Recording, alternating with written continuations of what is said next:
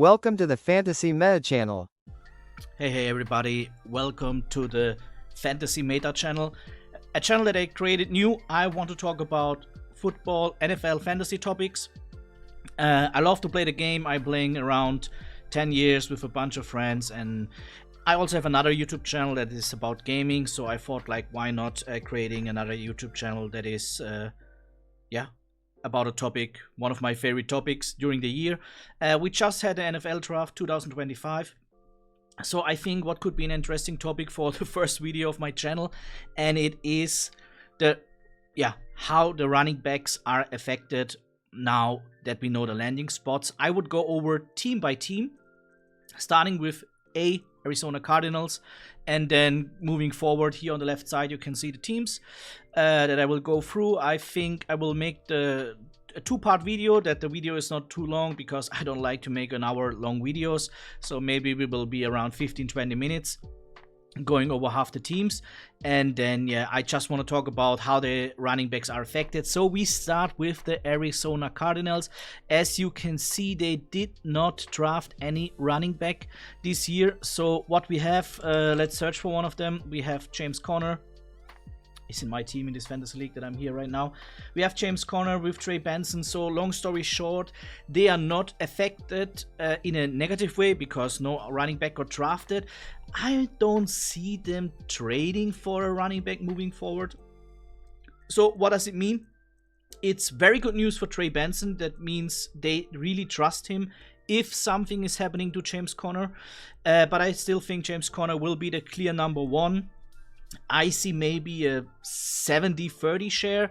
I'm not sure about how it is going with DeMarco and the other ones. I see clearly here James Conner and Benson having 95% of the workload. So that means another strong season can come from Conner for sure. But also, you know, he has some injuries in the past. That means Trey Benson could take over at any time.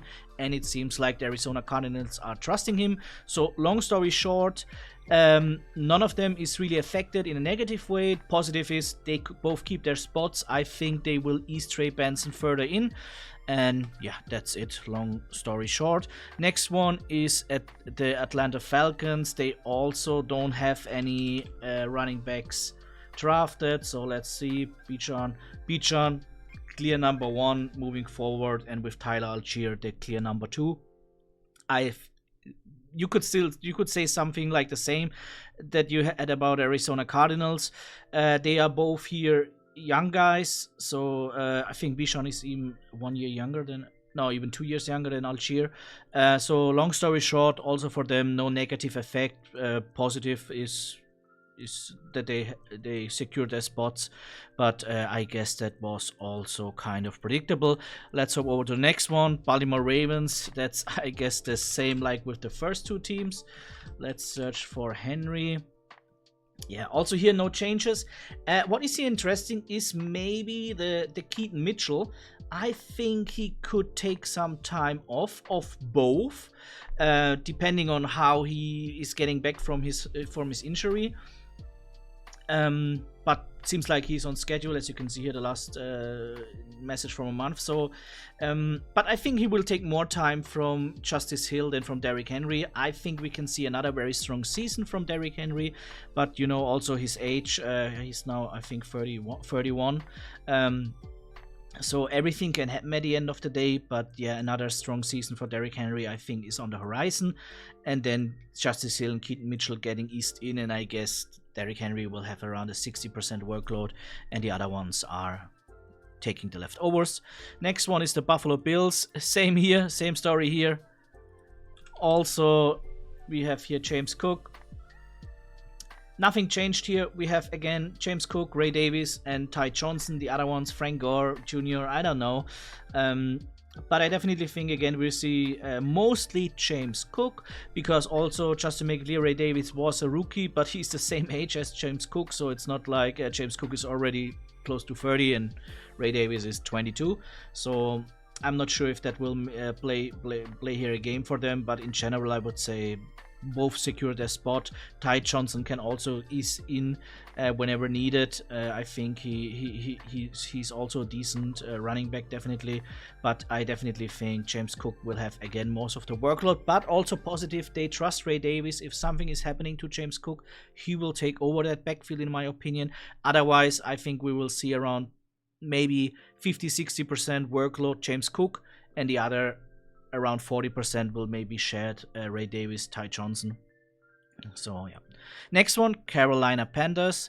Nothing also here happened to the running back position. No, we have Trevor Etienne. Sorry, I got that wrong. Trevor Etienne. Yeah, but long story short here, I guess we can agree. Chuba Hubbard is the clear number 1, and I think we have with Rico Dowdle a clear number 2, and then we will see how Trevor Etienne is filling that spot in. Yeah, I think we will see mostly Chuba Hubbard. Rico Dowdle is for me a good complementary fit moving forward, so I think they will share most of the workload. And Jonathan Brooks is out for, I guess, the complete season, to make it clear. And yeah, then we will later on see what is happening to him after the season. I'm not sure Rico Dowdle what kind of contract he has, if it's a 1 year. So yeah, we will see how this plays out. Next one, Chicago Bears. That is Chicago Bears. That's maybe a little bit of a surprise. They just picked in a 7th round running back, which I consider not, that doesn't matter that much, to make that clear. It's Kyle Monangle. Kyle Monangle. Otherwise, they have DeAndre Swift and Rashawn Johnson, which means still DeAndre Swift looks like the workhorse here, followed by Rashawn Johnson. But I also see a world where they maybe trade for another running back. It could be, let me say, the strong version could be Dobbins. The weak version, just to get some workload from DeAndre Swift, would be maybe Nick Chubb. So I don't know, but at the moment, very positive for DeAndre Swift and also for Rashawn Johnson. Yeah, like I said, around 7 running back pick is, yeah, I don't count it that much. Next one, Cincinnati Bengals. Same here. We have still Chase Brown is on the rise, and then followed by Zach Moss, I would say. They also traded for Samaje Perine, or not traded, I think he was a free agent. Could here be the same, that they maybe want to bring in a guy with a trade, also depending on Zach Moss' health and everything, but I think they give Chase Brown again here the clear lead role. And yeah, how this will play out, we will see. But I think, yeah, Chase Brown, Zach Moss together with a little bit of Samaje Perine, that is definitely very decent. Cleveland Browns, interesting. They have 2 new running backs. They are, I think they are, sit here, Quinton Judkins. Yeah, but sadly they are not here listed.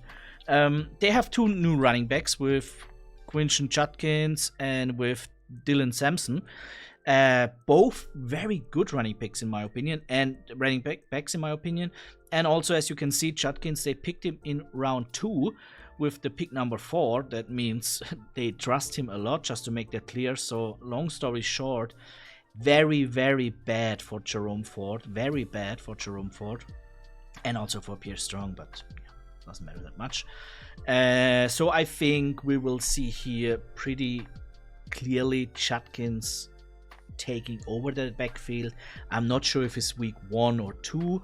I could see kind of a shared backfield with Jerome Ford first, and then Dylan Sampson like a little bit more complementary role.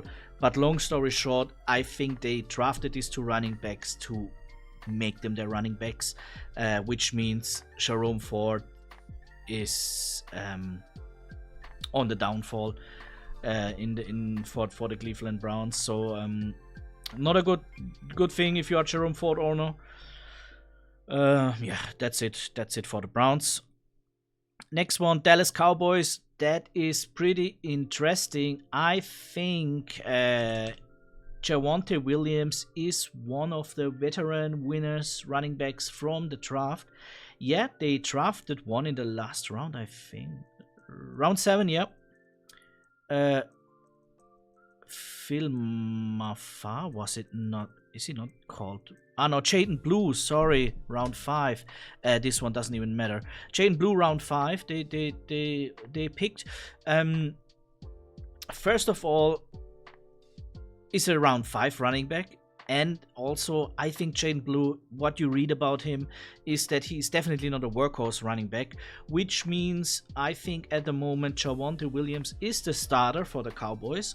At this, if they would start to play I mean, okay, they just drafted, so if they would play tomorrow, Jaden Blue would not play at all. But you know what I mean if I say if they would play tomorrow, Javonte Williams would be the starting running back, in my opinion, filled in with Miles Sanders and Jaden Blue. The other ones, forget about them. Deuce Vaughn, I think, yeah, Hunter Lipke, Malik Davis, doesn't matter. Also, he had around 7 pick, doesn't really matter. So, long story short, Javonte Williams seems right now as a winner of this draft, but we will know more when we see how it plays out during the season. Denver Broncos, yeah, you can see here they drafted in round 2 a running back. You know what's going on last year with the Denver Broncos in running back. It was a mess. It was a real mess. Right now they still have Jaleel McLaughlin, Audric Estime, Blake Watson, whatever, Tyler Beatty.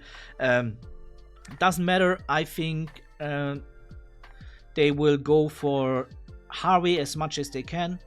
I still think they like Estime, and I think also they kind of like McLaughlin, but I still have the feeling that they try to find a workhorse. I'm not sure if Harvey will be the workhorse that they are searching for, but I definitely think they will give him a shot kind of early in the season. Because, yeah, Audric Estime also just 21, just to make that clear here. And Jaleel McLaughlin, 24. A little bit undersized, as you know, Jaleel McLaughlin. So, yeah, I think they will give Harvey a shot. So, very bad for Estime and McLaughlin. But I also don't expect that somebody was thinking one of them will have a 70-80% workload going into the next season. So, still a pretty messed up backfield. If I want to have one of the Broncos running backs, I think then it would be the new one, Harvey. Then we have Detroit Lions. Nothing changed here. Detroit Lions, I guess we don't have to talk here a lot about it. How is it? Jahmyr Gibbs. Detroit Lions, as you can see here, could be the running back 1 overall for next season. And David Montgomery is kind of a perfect fit. For a complementary fit, I guess they will still share a lot of time, and especially goal line time could be hopping over to Montgomery, which means I still think Montgomery could be a pretty decent RB2, which means you will get around 10 points per game, especially when he scores a touchdown. And Jahmyr Gibbs, you know, everything is possible. Look at the numbers. Look at the numbers from last year. He had one game with 9.4, 10.6. Besides that, 11.8. Besides that, always 15 points or more. So nothing to add here. They didn't have the need to, go for a running back. So strong team. Green Bay. Kind of the same here. They have a pretty strong backfield, I would say, at the moment, running back room. They have Josh Jacobs as a clear number 1. They still have Marshawn Lloyd, which they traded for, and Emmanuel Wilson and Chris Brooks are decent. I think Marshawn Lloyd will definitely take this year some time away from Josh Jacobs, which means I would wonder if Josh Jacobs would have the same numbers as last year, just because he was playing. He was basically all the time on the field, to make that clear. So I think he will lose some value, but still pretty strong. Especially maybe, you know, Marshawn Lloyd, he had a lot of problems with health issues. He was playing basically never last season, so he is kind of feeling still like a rookie. So long story short, Marshawn Lloyd, good running back if you maybe already have Josh Jacobs, just to make it safe that if you lose him, whatever reason. And Josh Jacobs still very, very strong option for the upcoming season. Nothing changed for him. He is the clear number one running back moving forward. And then we have the Houston Texans. I think did they not make? Yeah, Woody Marks. Yeah, Woody Marks, exactly. So in general, we have here Joe Mixon, still the clear number one. And then we have a lot of guys that could hop in, to be honest. One, for example, would be the new one, Woody Marks. But we also have Dameon Pierce running here around. We have a lot of other names. So I think Joe Mixon will be the clear number one, but also he played a lot of games and you saw him falling off dramatically at the end of the season. So it seems like he is not made for that. But look at that stretch of games, especially around here. Okay, over here this one game with 7 points. Let us say that does not matter. But look at this: 26, 25, 21, 16, 16, 34, 7, 90.9. Crazy, just crazy. But then after the bye week, he fell clearly off the cliff. Which maybe is even a help for him, getting some workload taken away from him. Maybe by the rookie, maybe some from the other names, but he is still the clear number one in my opinion. So if you have Joe Mixon, you should be having a good season from him moving forward. I think you should be not worried. I think he loses a little bit of playtime, which maybe will not even affect that much of the seasonal output, if you think about the last 4 games and also that he missed here some games. So maybe, yeah, it is even better if he's not playing that much for him moving forward. Then we have the Colts. The Colts, I think they also drafted one running back. Yeah, we have here Giddens, DJ Giddens, they drafted. But let us be honest here. We have here Jonathan Taylor, clear number one running back, without any doubt is here the clear number one running back. You will see another strong season from him. You see he had some health issues. He also had some pretty bad games with 6 points, 3 points, 7 points. But also look at the last 3 games. Completely crazy numbers. Also the first 4 games were pretty good. So if he's healthy, if he stays healthy, clear number one. Nobody can take his spot. We have with Khalil Herbert somebody that can fit a complementary role, and the same is then I would say about a new rookie. But we also have here Tyler Goodson, whatever. So long story short, the only running back that really matters is here Jonathan Taylor, and I think it's hard to predict who you wanna handcuff here. I mean, you want to handcuff Jonathan Taylor, but who you would take as a handcuff, because I wouldn't be sure if it's clearly Khalil Herbert. If it would be tomorrow, it would be Khalil Herbert, but then moving forward, it could be Tyler Goodson, it could be it could be the rookie DJ Giddens. So that's hard to predict. Next one, we have the Jacksonville Jaguars. As you can see here, they also drafted, I think, round 7. Okay, but like I said, round 7 is a thing. Yeah, we have here Tootin. I'm not sure if he is pronounced by sure that well. So long story short here, Travis Etienne and Bixby I think will still be number 1 and 2. I also think they have a nice synergy together if they are both healthy. Which Travis Etienne had some little problems last year, which he was playing, also he missed some games, but he was also playing, but I think he was not feeling 100%. I think he was playing also because he did not want it maybe to lose completely his spot. Tank Bixby had some pretty nice games, as you maybe know, but also some games where he was pretty useless. But I think they will be number 1 and 2. moving forward here. And then we will see how maybe the rookie is fitting in. But yeah, I think Travis Etienne and Bixby will be number 1 and 2. Not sure if they could trade one of them if they need something else, because I think both could be a workhorse running back.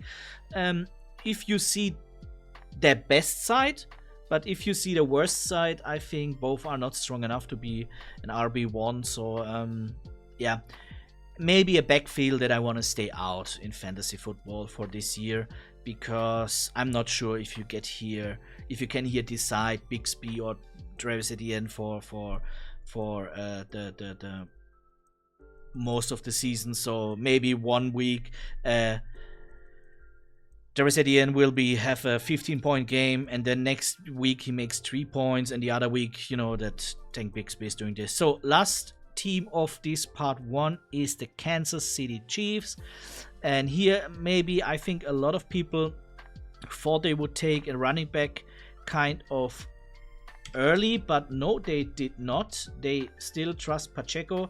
I'm not sure what is happening with Kareem Hunt. Did they sign him already? Returning to a 1-year deal. Okay, so that means for me clearly Pacheco and Kareem Hunt will stay in charge here.